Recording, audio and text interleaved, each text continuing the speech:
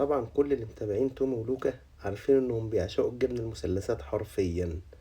والنهاردة انا قررت اعمل تحدي بينهم، مسابقة الجبنة. اللي هياكل اكتر هياخد جايزة كبيرة. يلا نشوف مين اللي هيكسب في الاخر. تومي اخد اول مثلث اهو. يلا يا عم تومي، الجدعن يلا. مع ان انا عايز لوكا تكسب عشان انا بحب لوكا اكتر بصراحة. يلا يا لوكا يا جميلة، عالشوقتي الحلوة. يلا، اول مثلث لست لوكا. انا عايز لوكا تكسب عشان انا عايز اجيب لها جايزة حلوة قوي، علشان هي كمان بترضع يعني عندها مسؤولية. وقع. يلا اهو. اقطم يلا. بالهنا، بالهنا يا عسل. يلا ندي حتة منه لتومي، لسه بيخلص في المثلث بتاعه. خد من ايدي، كل يا جميل يلا.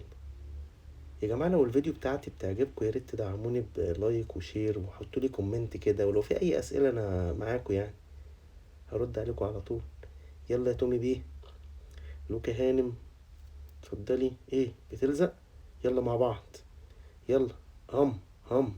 بالهنا، بالهنا والشفا يا امامير.